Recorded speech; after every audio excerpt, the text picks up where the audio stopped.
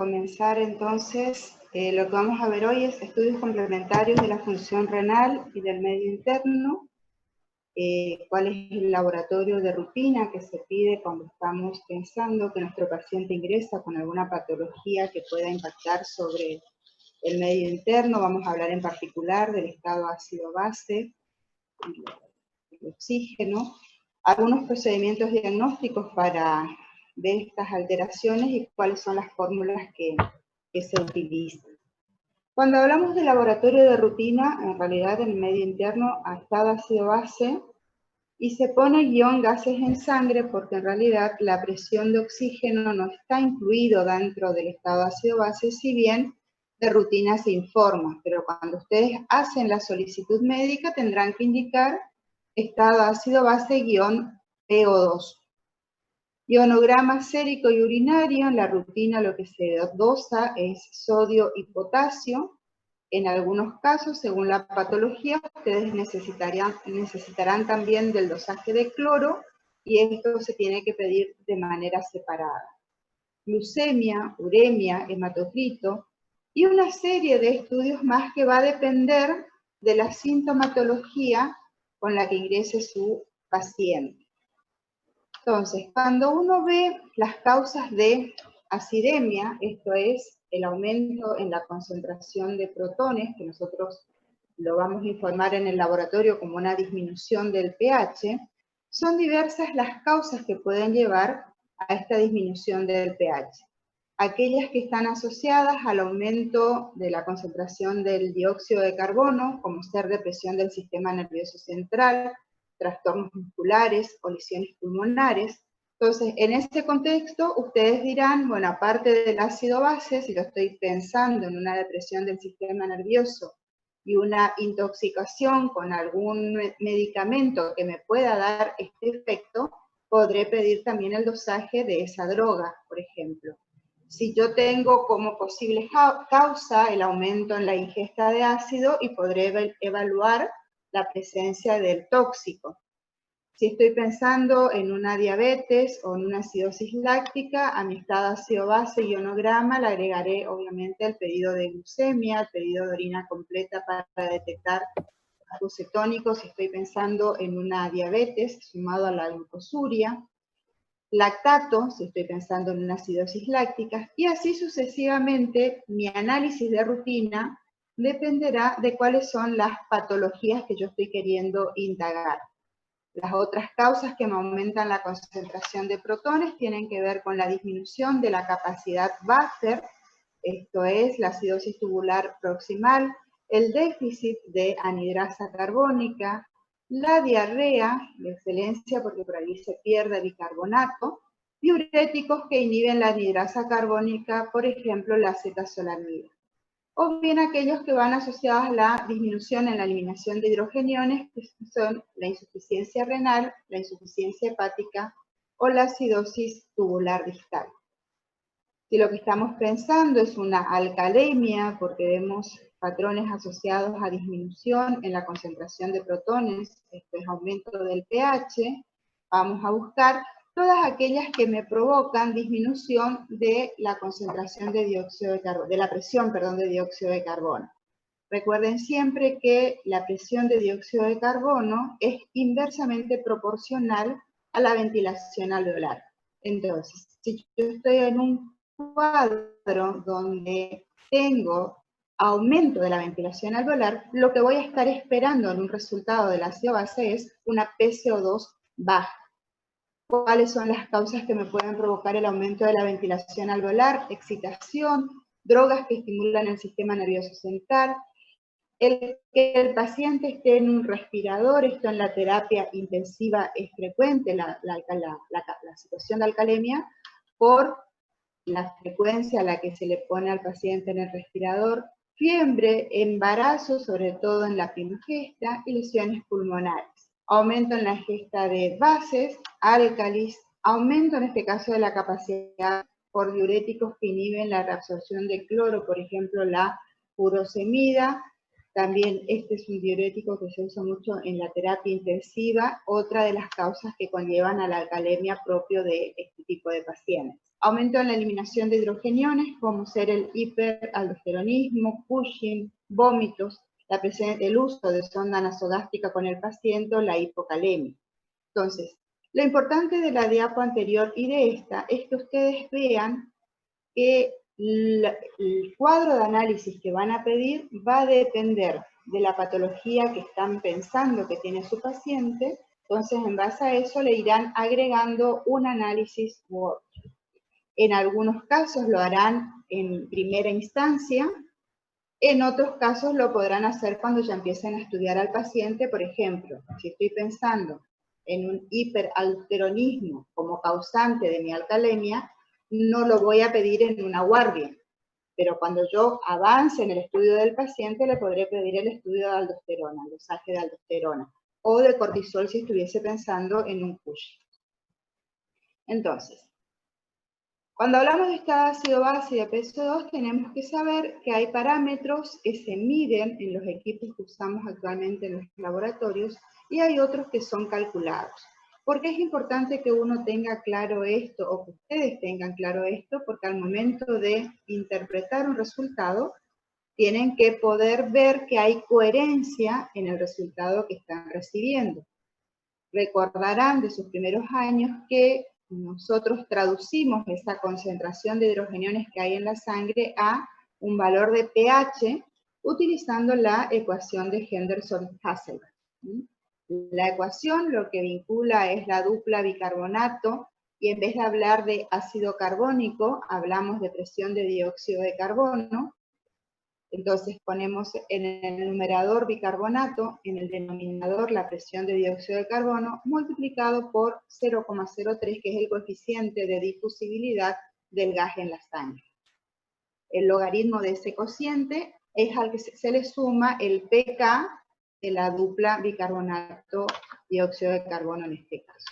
Si yo reemplazo por los valores que tengo en sangre arterial normal, todos los valores y el pK correspondiente, llego al valor de eudemia, o sea, el valor de pH normal en sangre arterial, 740. Ese valor de 740 es con un pK de 6,1, que es el propio de la dupla, más el logaritmo del bicarbonato, que su valor normal es 24, y la presión de dióxido de carbono, que es de 40. En el caso del bicarbonato, 24 milequivalentes por litro. En el caso de la presión de dióxido de carbono, 40 milímetros de mercurio. Como ven, para un pH de 740, la relación entre el bicarbonato y la PCO2 es de 20:1. ¿Ah? ¿Se entiende hasta acá? ¿Alguna pregunta? Doc, ¿qué significa eudemia? Eudemia es cuando el valor del pH en sangre es de 740. O sea, vos recibís el resultado de pH en sangre de un paciente de 740, decís que está en un estado de eudemia, valor normal de pH. ¿Ah? Eudemia, cuando tiene 740, vamos a hablar de alcalemia, cuando tenga más de 740, de 742 porque 740 más o menos 0,02, vamos a hablar de acidemia cuando tenga valores de pH por debajo del valor normal. Recuerden siempre que la terminación IA, lo que me está diciendo es está hablando de un determinado valor de un parámetro en sangre. Eudemia es el valor normal de pH. Gracias, Doc. Alcalemia va a ser valores de pH elevados. Acidemia, valores de pH disminuidos. ¿Está? 740 se corresponde a una concentración de protones de 40 miliequivalentes por litro. ¿Se entendió? Sí, Doc, muchas gracias. Bien. Entonces, ¿qué podemos medir? Y ustedes lo que ven ahí son electrodos. Esto es un equipo de lectura de ácido base. Hay electrodos de pH, PCO2 y PO2, que son los parámetros medidos. pH, PCO2, PO2. en este otro equipo, que puede estar separado o junto con el de ácido base, se mide sodio, potasio y cloro. En este caso son dos módulos donde en uno se mide toda la parte de electrolito de gases y en el otro todo lo que es electrolito. Este equipo también mide glucosa, mide calcio, mide lactato y parámetros que son adicionales, depende del tipo de equipamiento que tengan. O sea, no es lo mismo este equipo, el que tienen a la derecha, que solo mide sodio-potasio, que este otro que puede medir también calcio iónico, que puede medir cloro.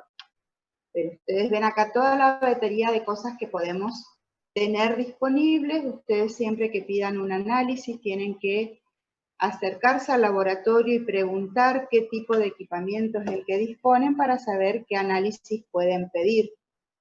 ¿Ah? Nosotros en Corrientes, en esta zona, no ponemos habitualmente, por ejemplo, el dato de presión barométrica por la altura a la que estamos, pero este dato se transforma en importante cuando uno está viviendo, por ejemplo, en Salta, en Jujuy, donde la presión barométrica es diferente por la altura a la que se está.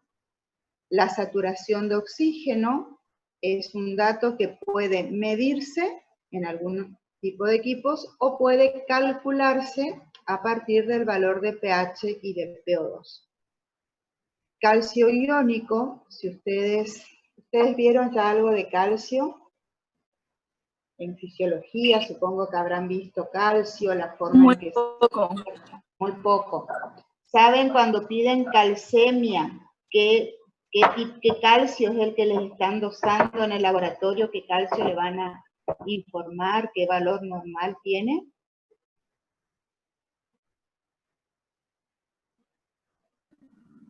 ¿5 puede ser? No me acuerdo la unidad. 5 para... A ver. 8 a 10,5. Bien, ese último valor, el de 8,5 a 10, 10,5 según el método, es el del calcio total.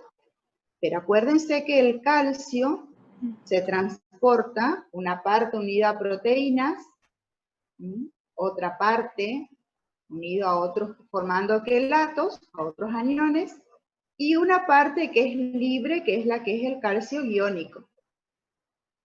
¿Sí?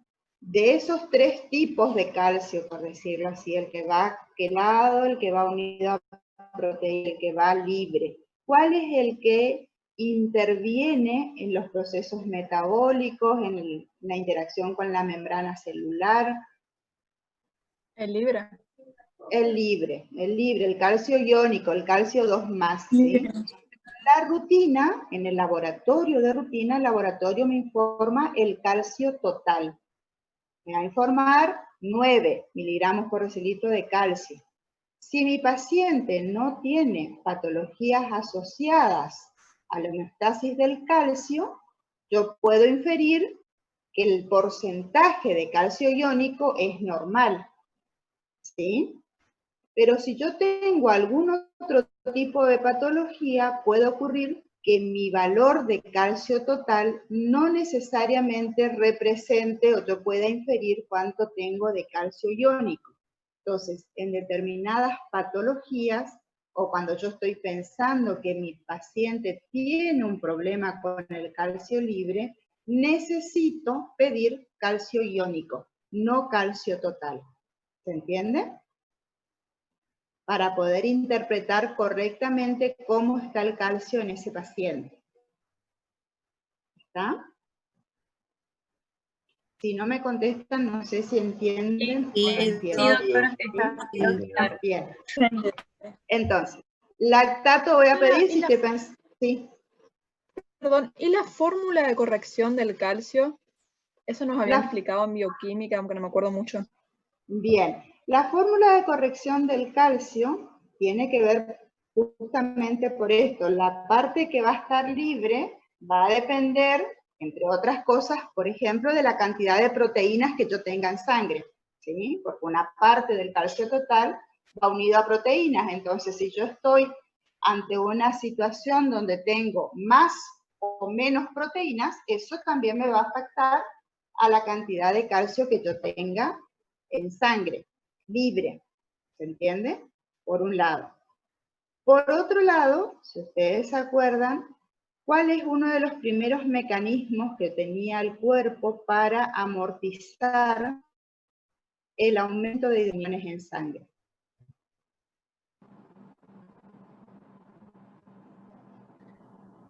El mecanismo de la orina. Sí, pero no es el inmediato. Los Sí buffers. es los buffers. Uno de los buffers que tienen en la sangre son las proteínas, ¿sí? Las proteínas, cuando el pH baja, libera calcio que estaba unido a la proteína y toma el protón, libera un calcio y toma 2 protones, ¿sí? Para tratar de que el valor de pH no baje tanto. Pero al estar amortizando el pH, ¿qué pasa con el calcio libre? Aumenta. Aumenta el calcio libre. O sea, mi calcio total permanece normal porque no aumentó la cantidad total de calcio. Pero como ahora la proteína está liberando calcio para tomar el protón en una acidosis, mi calcio iónico está aumentado. Pero está aumentado porque tengo un problema con el pH. Si yo corrijo el pH, ¿qué va a pasar? Va a empezar a liberar los protones y va a volver a recuperar el calcio. Y se va a normalizar mi calcio, ¿sí? Libre, mi calcio iónico. ¿Se entiende? Sí, Doc. Calcio corregido, el calcio corregido va a ser el calcio que yo voy a tener cuando mi pH vuelva a ser normal. ¿Está? Ya vamos a ver porque en una diapo siguiente volvemos a hablar de esto y ahí retomamos. Carboxihemoglobina, oxihemoglobina, metahemoglobina, hemoglobina fetal, son diferentes tipos de hemoglobina. Si ustedes ven ahí, son las diferentes absorciones que tiene cuando se usa un espectrofotómetro según el tipo de hemoglobina que se está dosando. Absorben en diferentes nanómetros. Entonces yo puedo, con un aparato que se llama saturómetro, que está dentro del equipo, determinar de toda la hemoglobina que tengo, qué tengo como metahemoglobina, qué tengo como carboxihemoglobina, como hemoglobina fetal o como oxihemoglobina. Eso en condiciones normales tampoco le van a pedir al laboratorio, pero si sospechan que les llega un paciente, por ejemplo, ahora en esta época de invierno que hace frío, la gente suele usar braseros para calentar el ambiente. ¿Eso produce qué tipo de patología? ¿Qué patología, no qué tipo? El uso de braseros en el hogar sin una adecuada ventilación. Intoxicación por monóxido de carbono. Intoxicación por monóxido de carbono. Perfecto. Entonces, si ustedes reciben un paciente en el que sospechan que es una intoxicación por monóxido de carbono, de toda esta batería, ¿qué análisis a ustedes les puede dar una idea de que están en lo cierto? De que es una intoxicación por monóxido. Metahemoglobina. ¿Cómo? Metahemoglobina. No. Carboxihemoglobina. La metahemoglobina, ¿cuándo le va a servir? Cuando ustedes estén pensando que hay una intoxicación con un agente que reduce la hemoglobina. Entonces llega, por ejemplo, en alguna época hubo una intoxicación con azul de metileno que se usaba en algunas pinturas y producía un cuadro de intoxicación donde lo que uno veía era aumentada la cantidad de metahemoglobina. ¿Y la hemoglobina fetal? ¿Qué saben de la hemoglobina fetal?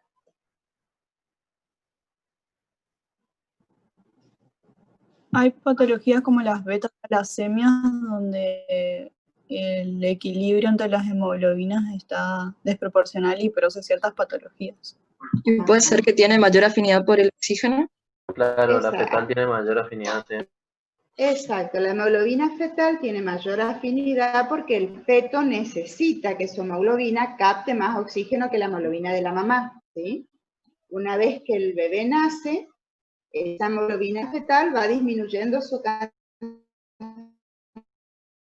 y en los primeros meses tiene que disminuir y la mayoría de la hemoglobina que vamos a tener va a ser la hemoglobina del adulto.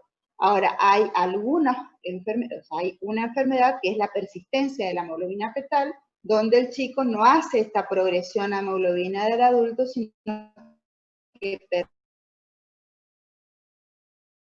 la persistencia de esta hemoglobina fetal. Entonces, si yo estoy pensando en ese tipo de patologías, ahí le voy a pedir dosaje de hemoglobina fetal, no en la rutina. ¿Se entiende? Parámetros calculados. Exceso de base. ¿Recuerdan lo que es el exceso de base?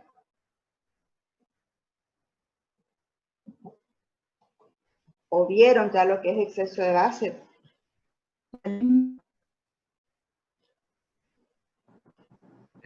Yo no recuerdo, no sé. No. Bien.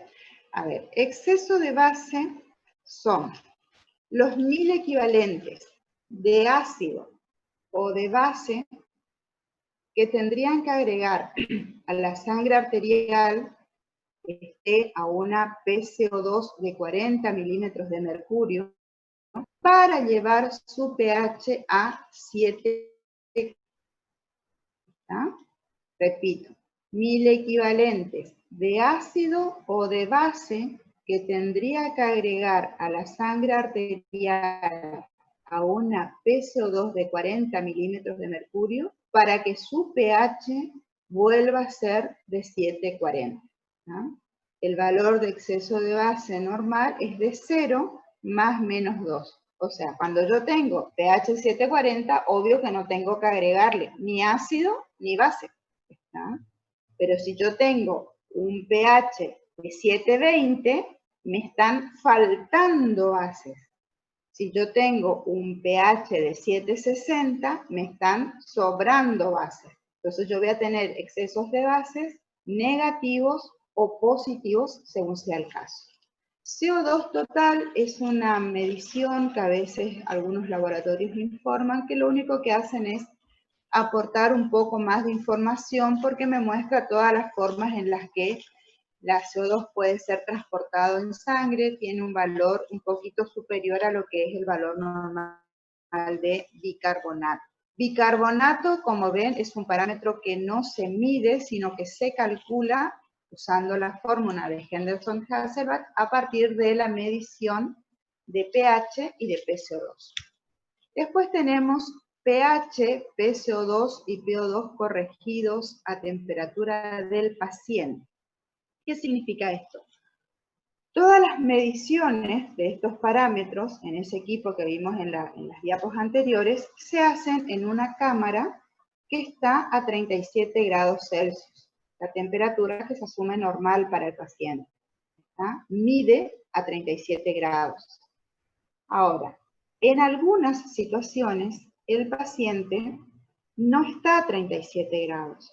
En algunas situaciones se le baja la temperatura al paciente para tratar de disminuir su metabolismo. Por ejemplo, cuando estamos en las cirugías que van a durar mucho tiempo, las cirugías a corazón abierto, donde se asume que el procedimiento dura tanto tiempo y queremos ralentizar todos los procesos del paciente, entonces se le baja la temperatura a 34, 33 grados. Entonces, en esos casos, mi paciente no está a 37 grados, está a menos temperatura, pero yo estoy midiendo los parámetros a una temperatura diferente. Entonces, cuando estoy en esta situación que la temperatura es muy diferente a la de 37, tengo que cargar en el sistema el valor a la cual está para que el sistema me haga el cálculo de cuánto tiene en realidad el paciente. No a 37, sino a 35 o a 33, a la temperatura que el paciente está. ¿Se entiende?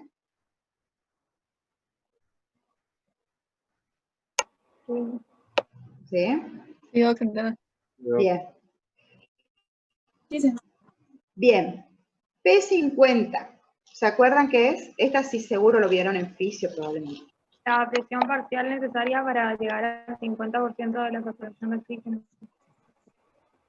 50% de, esa última parte, de saturación de la hemoglobina. Es la presión de oxígeno, al cual la saturación de la hemoglobina es de 50%. En condiciones normales, ¿qué valor de presión es esta? ¿Qué valor tiene? 27 27. milímetros de mercurio. Perfecto. Exactamente. 27. Estamos en esta parte de la curva. ¿Sí?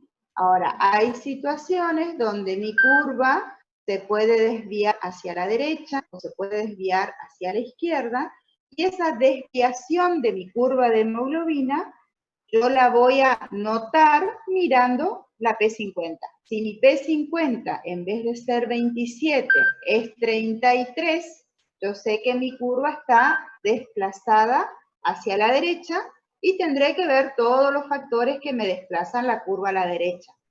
Si en vez de 27 mi P50 es de 20, tendré que buscar los factores que me desplazan la curva hacia la izquierda. ¿Por qué es importante? Porque si no corregimos el factor que me está desplazando la curva, no voy a terminar de corregir al paciente.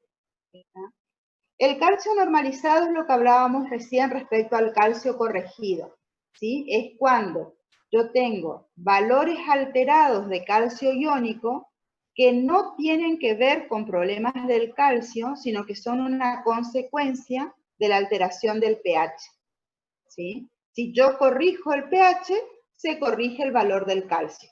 Entonces, yo tengo de pronto un calcio iónico de 7, un calcio iónico aumentado. Quiere decir que las proteínas liberaron calcio y yo tengo más calcio libre. Esa situación ocurre porque tuve una acidemia, la proteína tuvo que capturar los protones y liberó el calcio, ¿sí?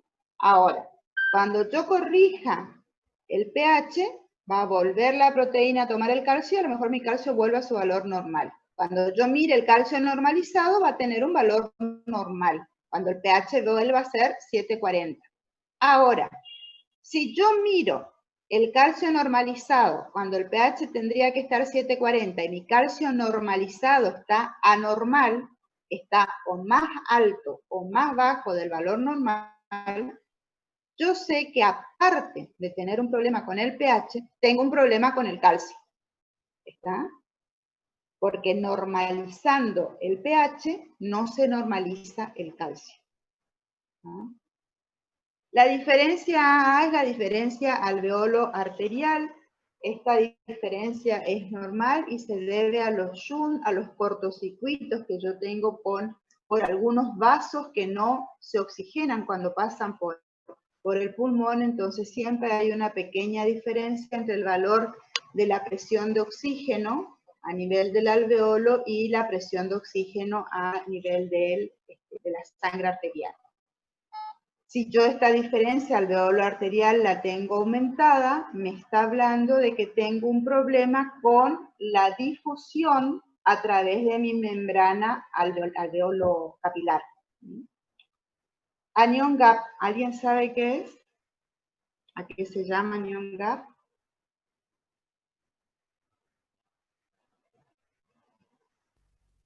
¿Pueden ser los aniones no medibles?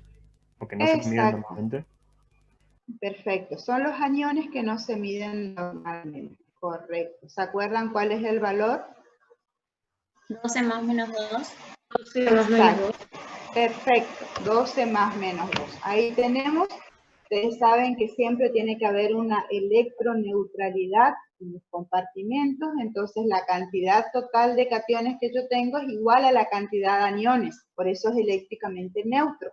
Pero en la práctica, yo no mido todos los cationes y todos los aniones que hay en la sangre. Hay un grupo no medido, que es esto que tenemos acá, con ese valor de 12 que ustedes mismos dijeron, donde ahí están los sulfatos, los fosfatos, los ácidos orgánicos, los proteinatos. ¿Sí? Ese valor es de 12 más menos 2 mil equivalentes. Ahora les pregunto, ¿se les ocurren situaciones donde mi anión restante, esto que yo tengo acá, donde lo que tengo en mayor cantidad son los proteinatos, puede verse afectado? ¿Cómo, Doc? La pregunta es, mi valor normal de anión GAP es 12 más menos 2. ¿Pueden haber situaciones donde ese valor de anión GAP no sea 12, sino que sea diferente? Ácidosis láctica. Ingesta de proteínas puede ser en la alimentación o cuando hay vómitos. Cetoacidosis diabética. Bien, bien. Cuando yo tengo situaciones donde o no tengo proteína o las tengo en exceso, porque entonces estoy aumentando la cantidad de proteinatos, ¿sí? O las situaciones que vimos de acidosis o alcalosis, donde para tomar o para liberar protones a la sangre, la cantidad que yo tengo como anión de la proteína cambia. Entonces, ¿cómo se modifica o cómo yo tengo que corregir el anión GAP?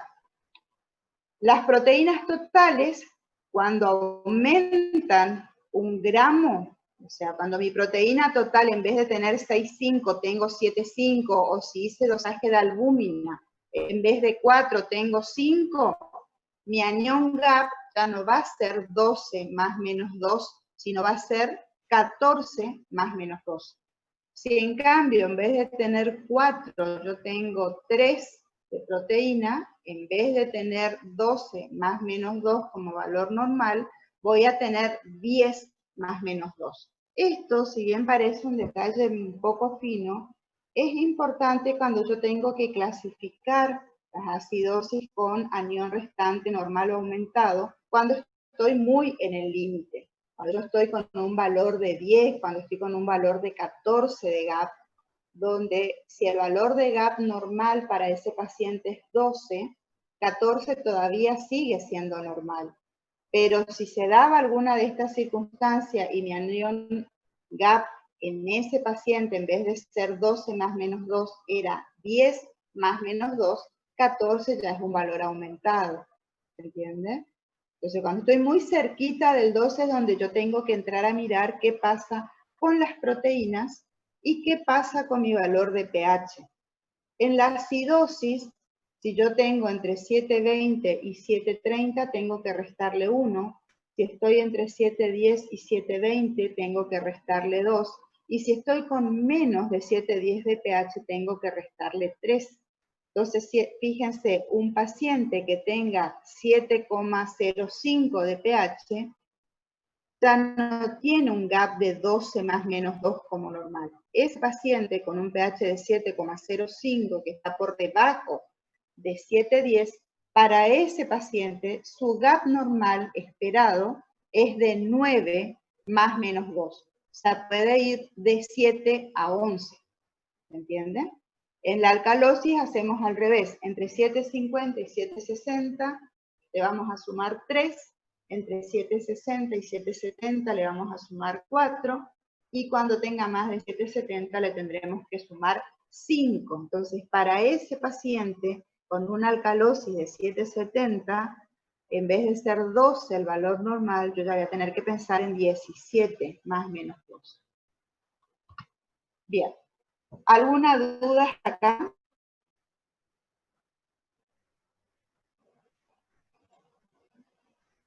No, doc. Yo por mi parte no, doctora. Ok. Le vamos a hacer una cosa porque si no, no sé, y son muchos, ahora ya estamos con 117 participantes. Si tienen alguna duda, por favor, habiliten su micrófono y me paran, así yo no estoy cada rato preguntándoles. ¿Está? Obtención de la muestra. Bien. ¿Qué tenemos que tener en cuenta al momento de tomar la muestra y por qué es importante que ustedes sepan? Porque en la residencia, por ejemplo, es muy habitual que sea el médico el que haga la toma de muestra de sangre para el ácido base, entonces ustedes tienen que saber algunas cuestiones como estas: estado del paciente, sitio de la punción y la técnica de obtención de la muestra, requisitos generales para obtenerla y cómo se almacena y transporta. Respecto al estado del paciente, la principal recomendación es que tengan en cuenta que el estado en el cual van a hacer la evaluación del ácido base, del estado ácido base, tenga por lo menos 15 minutos de permanencia. Esto es, Su paciente está en respirador y estaba con una FiO2 de 70 y ahora está respondiendo bien, entonces le bajan de 70 a 50. No pueden pasar de 70 a 50 y sacarle la muestra en forma inmediata para ver si anda bien con 50.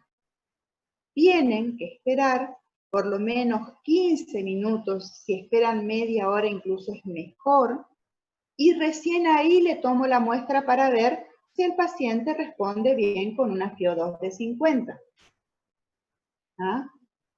¿Qué es la FiO2? Fracción Fracción inspirada. inspirada de oxígeno. ¿Cuánto es en condiciones normales, la que estamos respirando en este momento? 21%. 21%, correcto, 21%. Cuando yo le pongo una máscara de oxígeno al paciente o cuando le ponemos el respirador, podemos modificar esa fracción de oxígeno inspirado. Cuando ustedes le ponen a veces al paciente crítico en una terapia a un 100%, quiere decir que todo lo que está respirando es 100% oxígeno. Cuando le quieren sacar, tienen que ir bajando de a poco esa FiO2 hasta poder sacarle el respirador. Para ir viendo cómo responde el paciente cada vez que van bajando, tienen que esperar un tiempo para que la muestra de sangre que tengan sea representativa del nuevo estado. ¿Sí?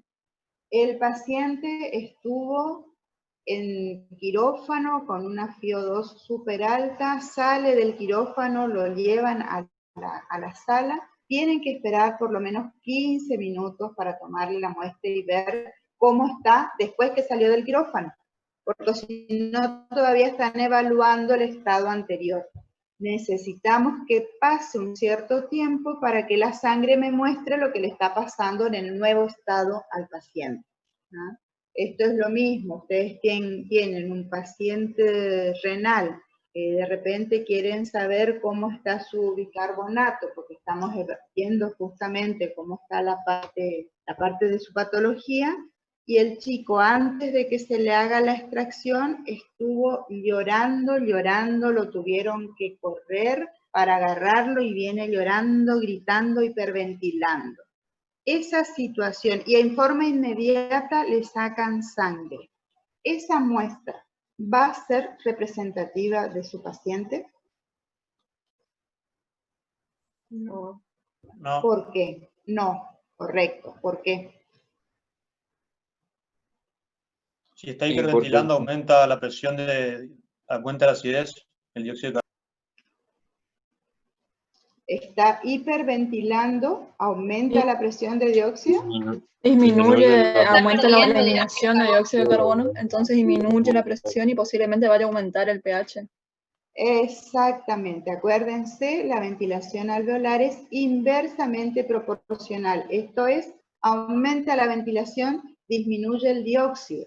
Entonces, si yo tuve un chiquito que estuvo llorando, que está gritando, que está hiperventilando, la presión de dióxido del paciente en ese momento está afectada, pero por el llanto, no tiene nada que ver con cómo funciona su riñón. Tiene que ver, acuérdense que el bicarbonato se calcula a partir del dióxido de carbono. Entonces, ¿qué tenemos que hacer en un caso así? Esperar que el chico se tranquilice y después recién se le toma la muestra para poder evaluar correctamente el estado del paciente. ¿Está? Si no, lo único que voy a estar evaluando es cómo está cuando está llorando. ¿Se entiende?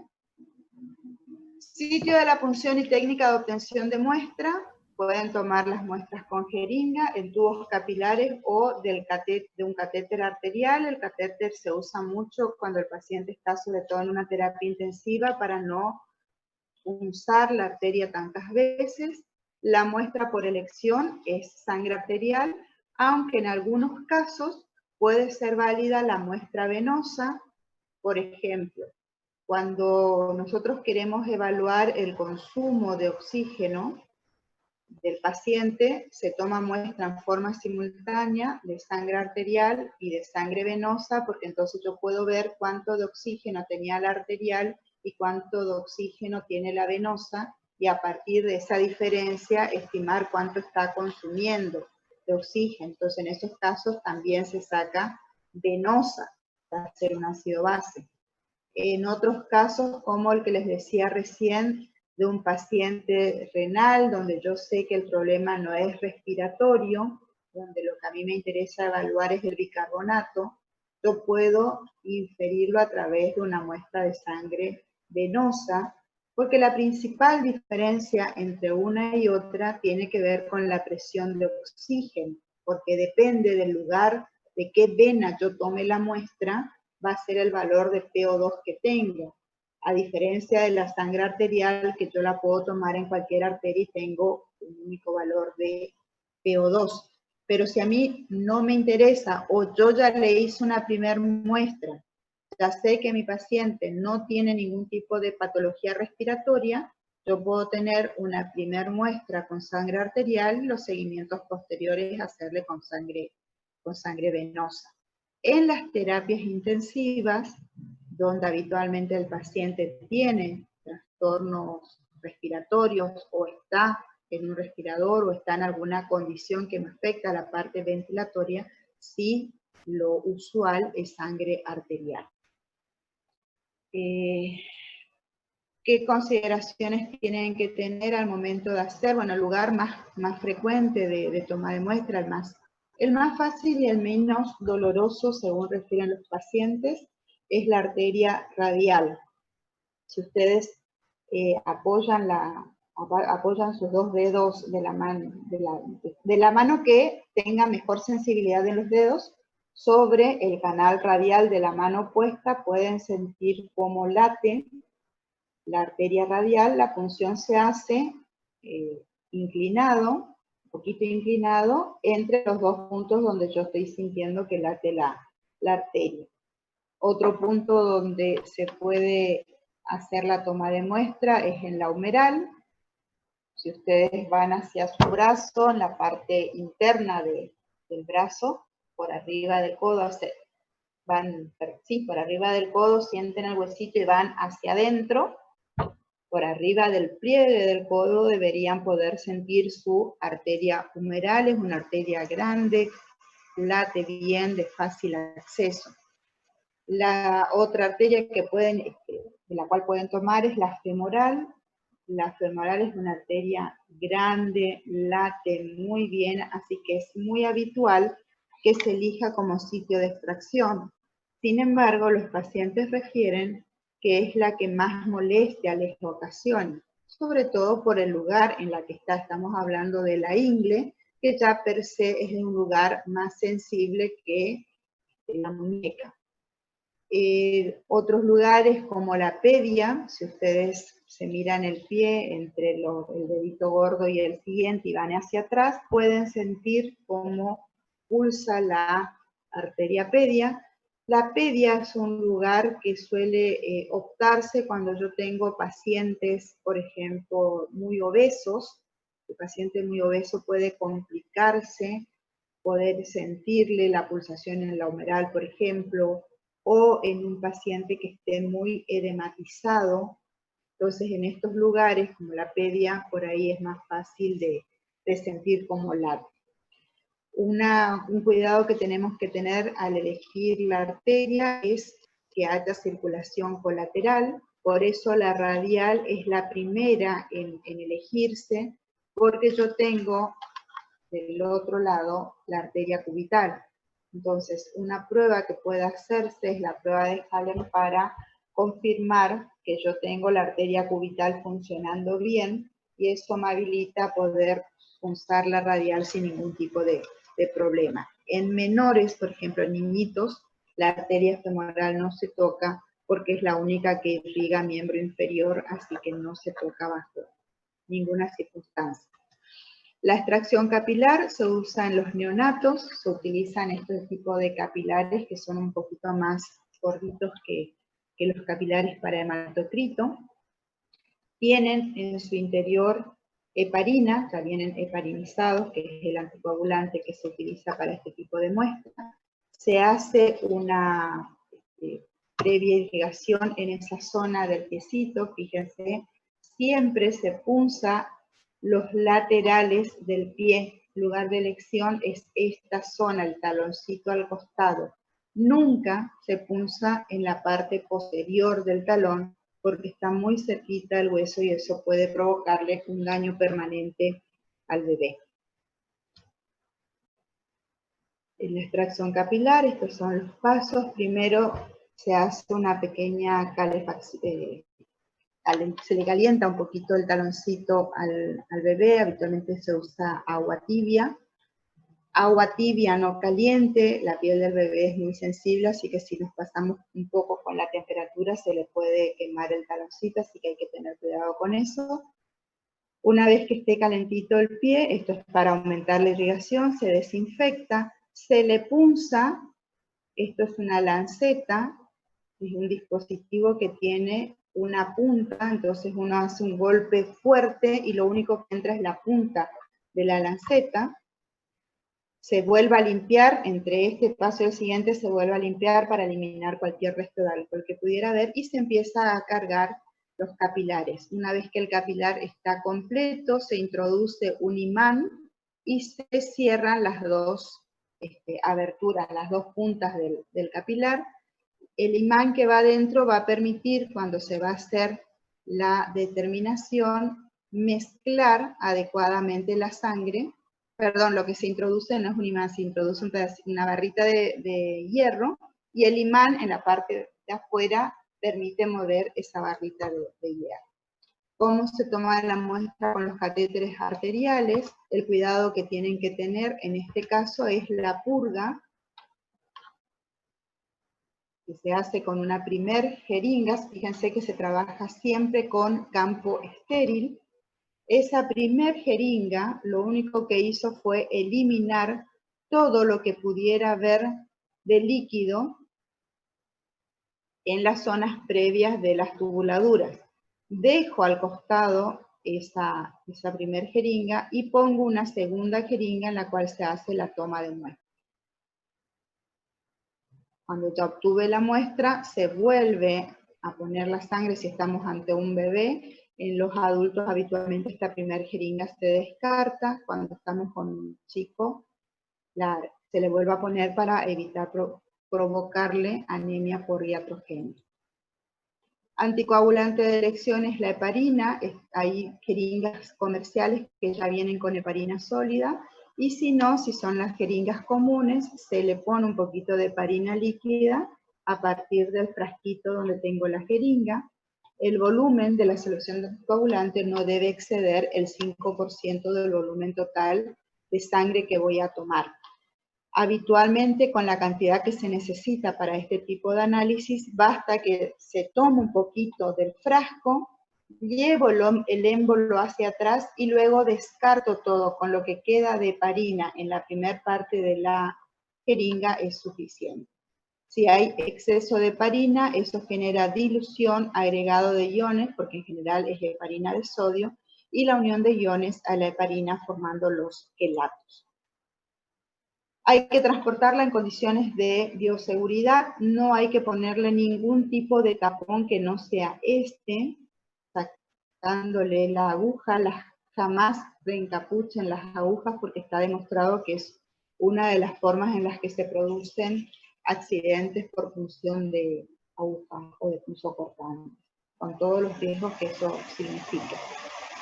Hay que eliminar todo el exceso de aire que pudiera quedar, porque si no voy a tener contaminación por aire ambiental y eso me va a afectar los valores de CO2 y de TSO2.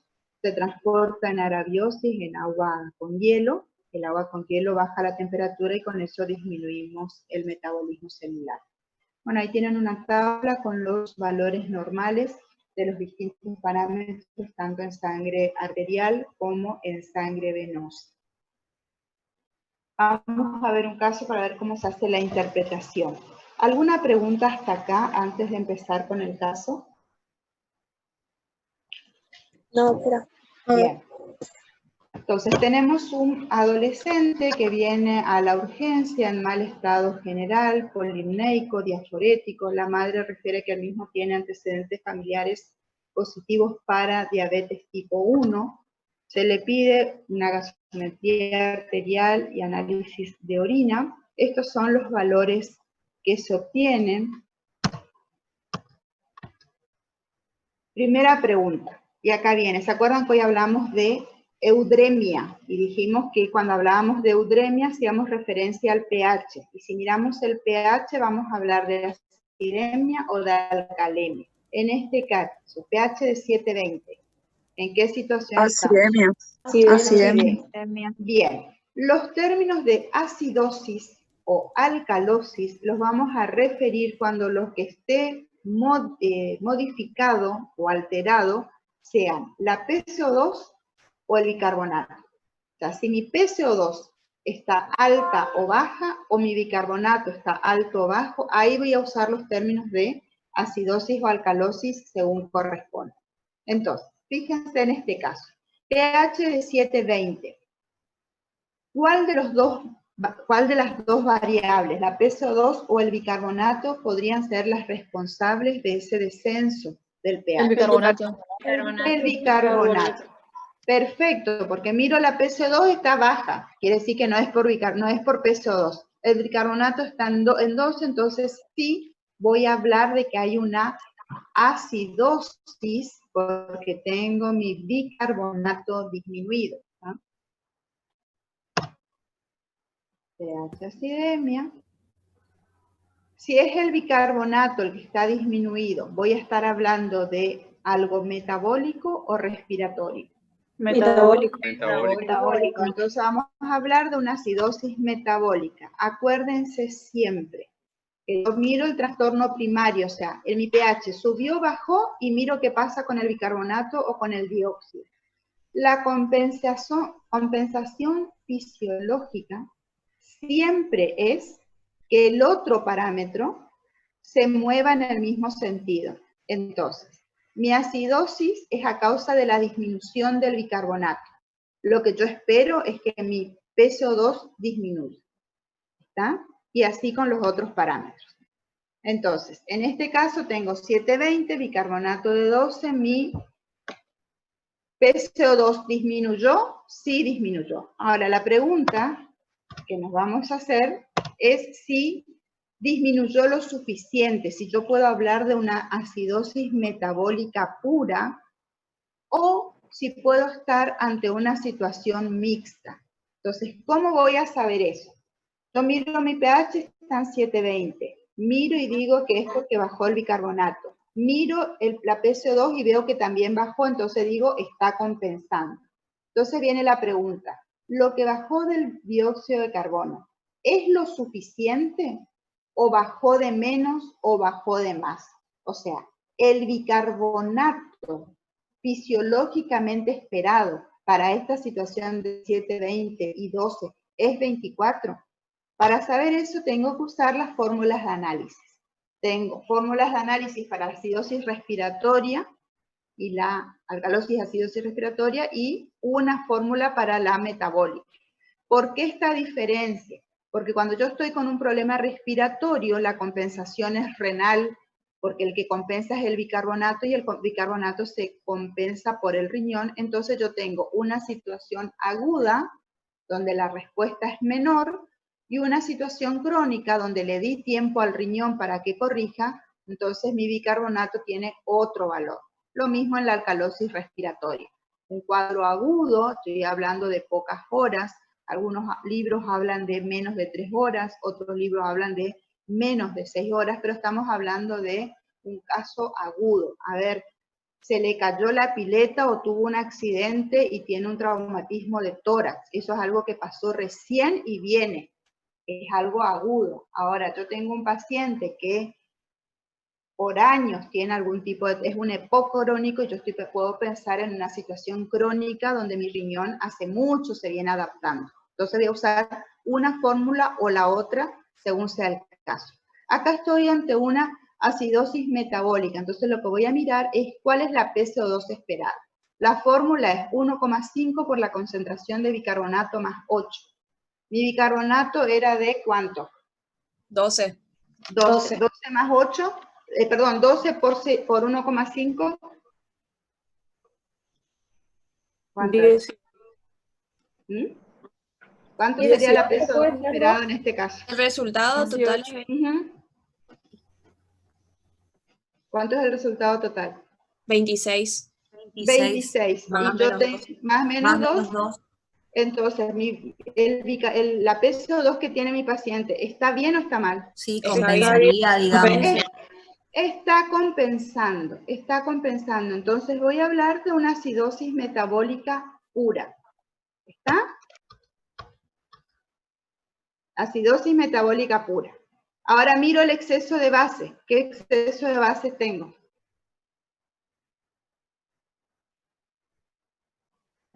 Menos 24. Menos 24. Acuérdense, el exceso de base era más menos 2. El valor de menos 24 está diciendo que le faltan bases. ¿Cuánto le falta de bases? 24 miliequivalentes por litro. ¿Está? Ese menos 24 se condice, se corresponde con un pH bajo. Si yo miro un resultado y tengo un pH de 720 y tengo un exceso de bases positivo, no, se olvidaron de ponerle el signo, está mal, porque yo tengo que pensar que si estoy con una acidosis, me están faltando bases, no me están sobrando. O si no, tengo que estar pensando en un cuadro hipermixto que me lleva a esa situación, lo cual sería rarísimo. Entonces, si yo estoy mirando ya el exceso de base, también me está hablando de que estoy ante un componente metabólico. Miro el exceso de base y tengo que estar, si está alterado, tengo que pensar en algo metabólico. Acuérdense que por definición, el exceso de base se calcula suponiendo que la presión de dióxido es de 40, o sea, presupone una PCO2 normal. ¿Ah? Si el cuadro fuera 100% respiratorio, mi exceso de base tendría que estar 0 o cerca de 0. ¿Ah?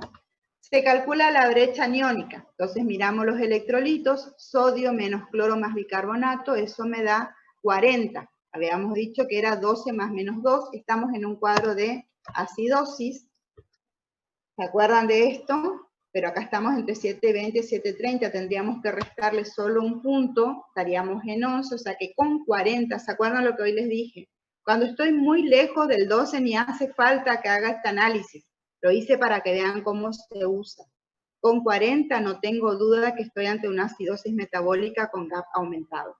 ¿Cuáles son las causas que me pueden llevar a esto? Por adición de ácidos endógenos o exógenos, y acá tenemos, el cuadro es clarísimo, tenemos una cetoacidosis diabética, había la referencia del familiar diabético, pero hay otros cuadros como cetoacidosis alcohólica por ayuno, acidosis láctica, insuficiencia renal, o si no tengo ninguna de estas situaciones, puedo pensar en alguna de intoxicación por acetilsalicílico, metanol, etilenglicol o paraldehído.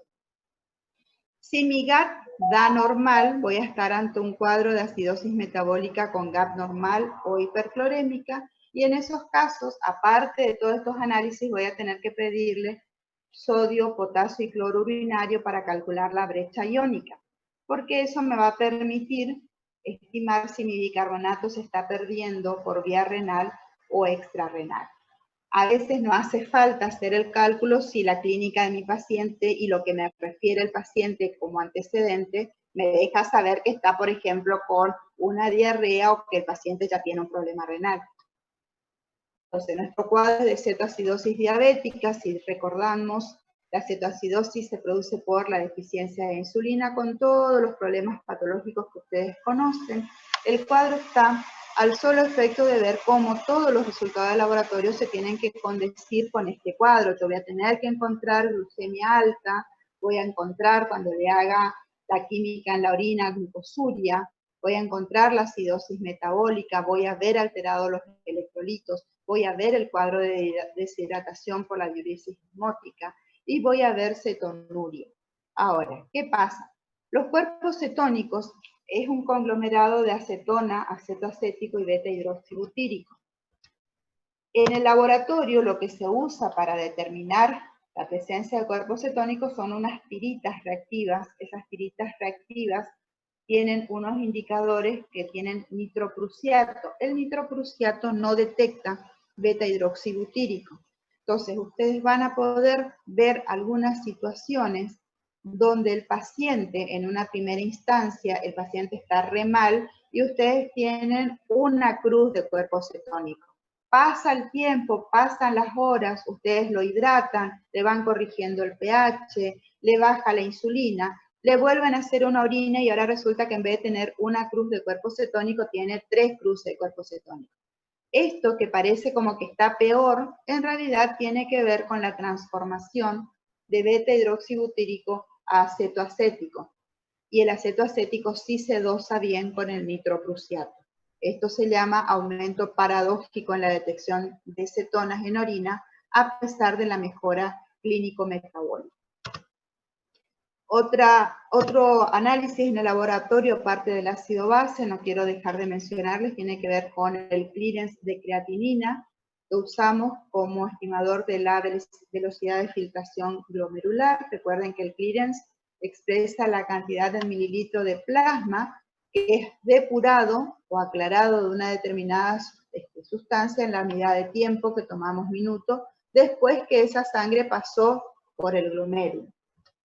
La creatinina es un buen marcador endógeno, el mejor marcador para velocidad de filtración glomerular es la inulina, pero esa es exógena, entonces se prefiere utilizar o se usa en la práctica creatinina. Bueno, esto ustedes van a tener el material, así que no hace falta que yo les cuente lo que es la creatinina, porque ustedes la habrán visto seguro en fisiología. Se sabe que la creatinina se secreta una pequeña cantidad en el túbulo proximal, pero esa cantidad del 10 al 20% se compensa con cromógenos no creatinina que se miden en el plasma. Entonces, a pesar de esa limitación, como se filtra libremente y no es reabsorbida ni metabolizada, funciona bien como estimador. Doctora, ¿puede ser que esté subestimada la creatinina en pacientes amputados o ancianos? La creatinina tiene la gran limitación que depende mucho de la edad, y la edad en realidad tiene que ver con la masa muscular, porque al ser un derivado del metabolismo de la creatina en el músculo esquelético, depende mucho de la superficie corporal, depende mucho de la masa. Hay diferencias entre varón y mujer, hay diferencias en menores, hay diferencias en los ancianos. De hecho, vamos a ver, hoy ya hay fórmulas que se pueden acceder en internet para cargar los datos y hacer la corrección, entre otras cosas, por ejemplo, teniendo en cuenta talla y peso, con lo cual contemplamos en parte lo que tiene que ver con masa muscular. Está muy vinculada a la cantidad de orina que se recoge, entonces tenemos que tener pacientes que sean muy cuidadosos al momento de recoger toda la orina. Hay que darle claramente la indicación. Cuando hablamos de orina de 24 horas es: me levanto, voy al baño, orino y elimino todo lo que orino. Elimino totalmente esa primer muestra y miro la hora. Las 7 de la mañana, oriné todo. A partir de ahí se le indica al paciente que empieza a juntar todas las veces todo el volumen, hasta la primer orina del otro día, que también la tiene que juntar. Elimina la primera, junta la última. Anotó el horario de la primera que eliminó, anotó el horario de la última que juntó. ¿Por qué? Porque yo tengo que tener 24 horas, entonces si me levanté a las 7 y esa orina se no, y al día siguiente a las 6:30 junté la otra, tengo 30 minutos, tiene que saber que no tengo 24 horas, tengo 23 horas y media, porque tengo que traducir a minutos. Entonces es importante ver la hora, es importante remarcarle que esa primera orina se tiene que eliminar, es importante remarcarle que tiene que juntar todas las veces todo el volumen. Los pacientes a veces juntaron 2 botellas y como no quieren juntar una tercera botella, el último poquito no lo juntan. Y son mililitros que no se usan en la fórmula, entonces se ve afectado con esto. Con los ancianos a veces pasa que no tienen, no contienen la orina, entonces si no se los sonda, no podemos estar seguros de que estamos juntando toda la orina. Con los niños ni hablar, es todo una limitante. Hoy hay muchas fórmulas, ustedes cuando vean las diferentes clases van a ver que los profesores le van presentando diferentes fórmulas para hacer el cálculo, todas usan creatinina, pero la usan de diferente manera. Usan en algunos casos creatinina sérica y urinaria, en otros casos solamente la plasmática, y a partir de ahí se extrapolan. No hay una que sea 100% útil para todos los casos. Fíjense que la de Crawford y Gaul, que se usaba mucho, esta fue hecha en pacientes geriátricos exclusivamente. Se usó durante mucho tiempo, de hecho muchos lo siguen usando. Se usa cuando uno quiere recetar un medicamento y se quiere saber si el riñón está funcionando bien para ajustar la dosis o no. Pero la limitación que tiene es que anda bastante bien cuando yo tengo pacientes con función normal o poco alterada. Pero si mi paciente está en insuficiencia renal, sobreestima la filtración glomerular. La otra fórmula que se presentó en el 99 y se la actualizó en el 2006 es la MDRD. La limitación que tiene esta fórmula es porque está solamente validada para enfermos con insuficiencia renal, porque se hizo con un grupo de pacientes en las que se le modificó la dieta, pero todos estos pacientes tenían enfermedad renal. En el 2009 apareció otra fórmula, la CKD-EPI, que tiene en cuenta ahora la posibilidad de que yo pueda usar en otro tipo de poblaciones también. La condición que tengo que tener es que el método de creatinina que se use sea un método validado, que sea trazable. Posteriormente apareció la fórmula FAS, que esta fórmula nace como un intento de poder usar una única ecuación para todos los grupos etarios, sean grandes, ancianos, jóvenes, chicos, pero tiene como limitante que solo se validó en población caucásica. Entonces vemos que no hay una que sea perfecta para todos los casos. En pacientes pediátricos, por ejemplo, se usa la de Schwartz, la original es del 76, se la actualizó en el 2009. Hoy por hoy, si ustedes entran, hay diferentes páginas donde uno puede incluso usar diferentes ecuaciones, se cargan los datos y el mismo sistema ya le informa el resultado. Doctora, disculpe. Sí. Me quedó una duda del caso clínico. Sí. Del exceso de base, no entendí muy bien por qué el valor era de 24. Sí entendí por qué era negativo, pero no por qué 24. ¿Por qué 24 tiene que ver con cómo amortizó el cuerpo? O sea, hubo un consumo de base. Las bases se usaron como base para tratar de corregir el pH. Cuando vos le corrijas el pH, ese valor de exceso de base, por ejemplo, le volvés a pedir un estado ácido base después de hacerle las correcciones, va a ir a 7,25 y tu exceso de base va a empezar a corregir a menos 18. Después tendrás menos 14, y así de poquito hasta llegar al 0 nuevamente.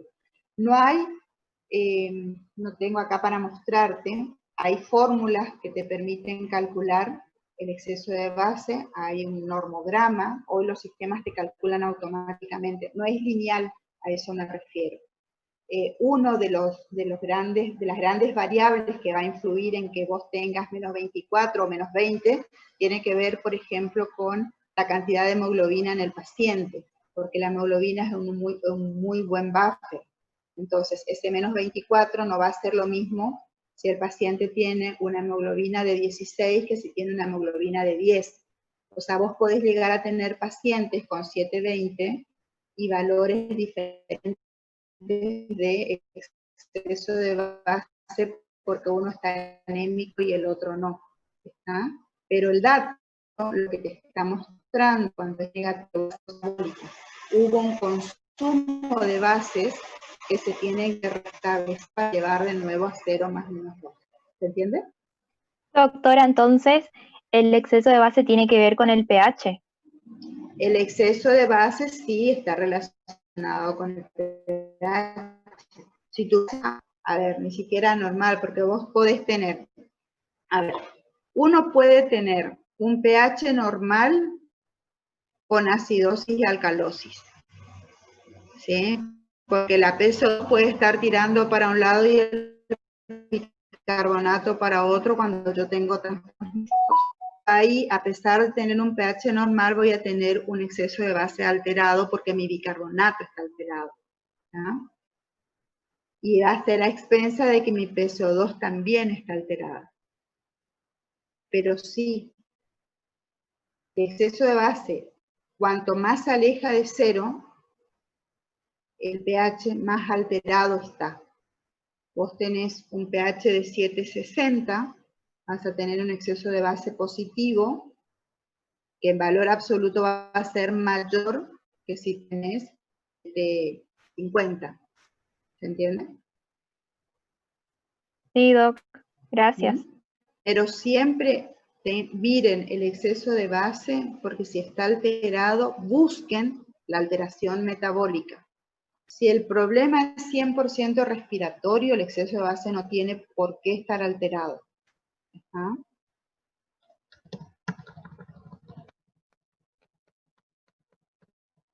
Bien, otros análisis que pueden tener tienen que ver con los análisis que pueden hacer en orina, se pueden dosar sodio, potasio, esto se usa mucho para el GAP urinario junto con la determinación del cloro, pH urinario, molaridad, proteinuria, el sedimento en diversas clases que ustedes van a ver o que ya habrán visto o van a ver en fisiopato. Según lo que uno ve en el sedimento es el tipo de patología que puede buscar, y al revés, cuando ustedes piden un análisis, piden una orina completa, pongan el diagnóstico, porque entonces si ustedes están pensando en un determinado problema, cuando el bioquímico mira el sedimento urinario, busca el marcador que se puede corresponder, que a ustedes le pueden poner el nombre a la patología que ustedes están sospechando. ¿Ah? Esto que ven en este gráfico, lo más grande es un leucocito, y todos estos son hematíes. Lo que ven en la figura de abajo son cilindros. Es normal ver cilindros hialinos, cilindros granulosos, pero hay otro tipo de cilindros, como cilindros hemáticos o leucocitarios, que no aparecen en una orina normal. Bueno, para terminar, veamos un par de ejemplos, a ver si quedó claro, así que acá sí les pido habiliten sus micrófonos porque quiero que ustedes participen, ¿sí? Nos falta acá los datos de la clínica que ayudan mucho para poder interpretar adecuadamente. Vamos a ir al revés, vamos a ir teniendo solamente los datos, en qué pensamos, cómo hacemos el análisis. Bien, primer caso. ¿Qué me pueden decir? El paciente está en una acidemia. Acidemia, bien. Acidemia porque tengo el pH bajo. Bien, ¿qué más? Una acidosis metabólica por el bicarbonato bajo. Una Acidosis respiratoria por el aumento. El CO2 está aumentada. A ver. Pero el bicarbonato está disminuido. Ajá. Claro, que trata de compensar el bicarbonato. El bicarbonato disminuye para poder compensar el aumento de la PCO2. Si aumenta la PCO2, si el problema es respiratorio y mi PCO2 aumentó, tengo 48. ¿La compensación cuál sería? ¿Qué tendría que hacer el bicarbonato? ¿Subió? No, Bajó. Entonces puede ser mixto. Entonces seguro es mixto. Ustedes ven esto y no tienen que hacerlo. Vamos a hacer acá todo el cálculo para ver qué uso, pero en realidad ni falta hace. Porque yo tengo una situación como donde subió el bicarbonato, subió el dióxido y bajó el bicarbonato, es mixto. ¿Está? Ahora, según sea la patología del paciente, la clínica con la que venga, yo voy a ver qué es primero y qué es segundo si quiero, pero seguro tengo que saber que tengo problemas asociados, porque la compensación, lo fisiológico es que se muevan en el mismo sentido. Mi problema es respiratorio, el bicarbonato tiene que subir por compensación renal. Mi problema es renal, bajó el bicarbonato, el pulmón tiene que hiperventilar para bajar el dióxido de carbono. ¿Ah? Entonces, vemos que porque estaba en segundo lugar, miré primero la PCO2 y digo, listo, es respiratorio. No importa cualquiera de las dos fórmulas que use, seguro no me va a dar ese resultado. Estoy ante una acidosis respiratoria más una acidosis metabólica, porque el aumento de la PSO2 y la disminución de bicarbonato, los dos contribuyen a la acidosis. ¿Ah? Siguiente caso.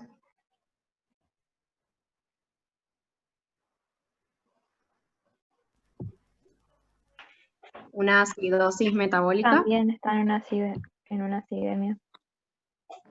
Y una acidosis metabólica porque en este caso el dióxido de carbono bajó junto con el bicarbonato. Ajá. Bien, ¿qué pasa con el exceso de Hay base? un exceso de base negativo. Bien, en No los que se dos utilizaron casos, las bases. en los dos casos, tanto en el primero como en el segundo, tengo el exceso de base que ya no es normal, así que en los dos casos ya tengo que pensar en algo metabólico. Entonces, listo, yo pienso en el caso 2, una acidosis metabólica. Digo, la compensación es baja, la PSO2. Ahora, lo que tengo que ver es si bajó la cantidad que tenía que bajar. Entonces, hago la formulita de la PSO2 esperada. El bicarbonato es 14. ¿Cuánto sería en este caso la PSO2 esperada? 14,7 por 1,5 más 8.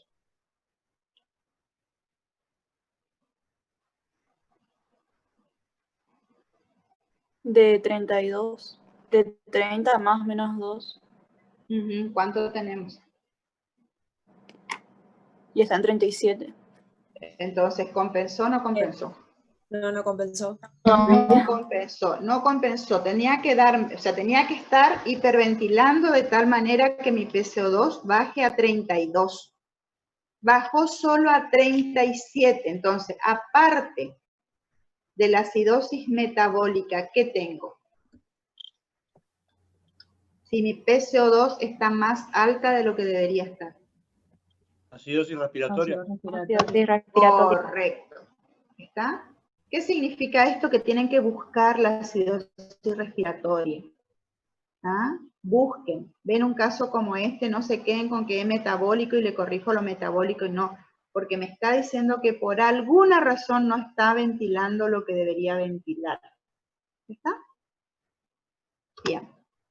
Tienen bibliografía para leer, el material yo le voy a dar al doctor Urciaga para que lo puedan compartir con ustedes. Obviamente es la punta del iceberg, esto es jugar un ratito para que vean cómo se hacen lo diferente. Siempre piensen que el paciente es alguien en particular, no hay generalidades con los pacientes.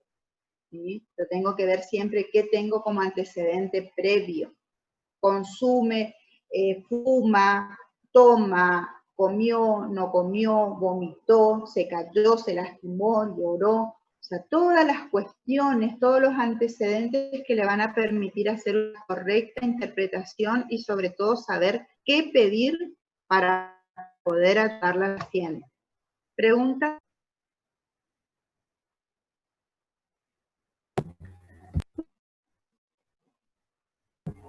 Doc, yo tenía una pregunta, pero es muy tonta. Decime. Usted No hay dijo preguntas tontas, pregunta lo que quieras. usted dijo que se dice alcalosis o acidosis si, bueno, está alterado el bicarbonato o la PCO2. ¿Y cuándo decimos acidemia o Decís alcalé? acidemia pH 720. Cuando lo único que me estás diciendo es que el pH está bajo, decime acidemia. Ah, bueno. Yo, doctora, Sí. quería preguntar qué puede indicar el exceso de base positivo. Una alcalosis.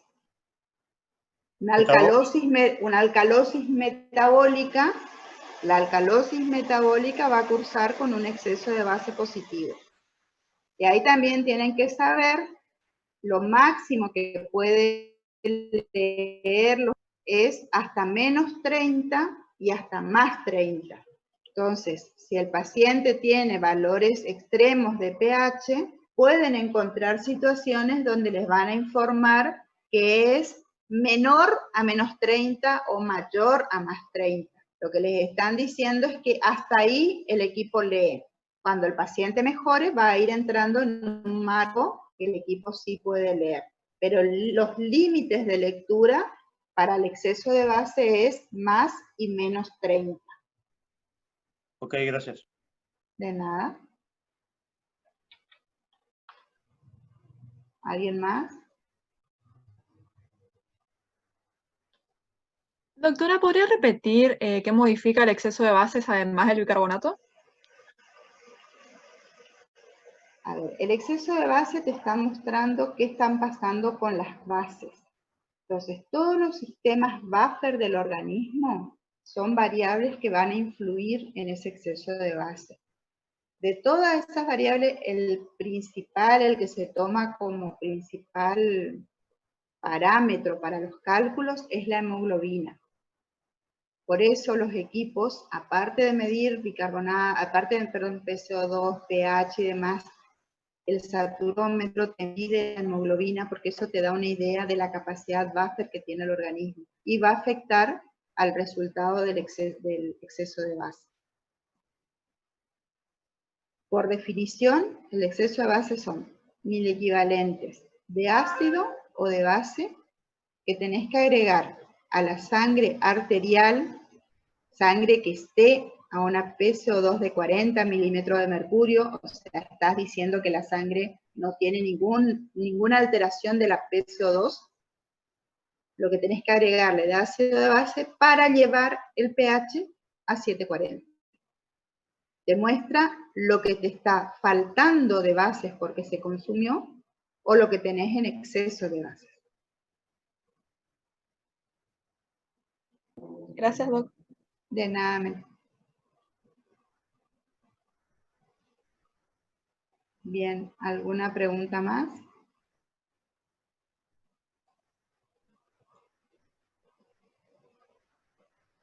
Bien, si no hay preguntas, muchísimas gracias.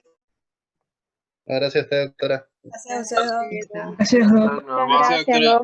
Muy buena clase. Muchas gracias, Doc. Hasta luego.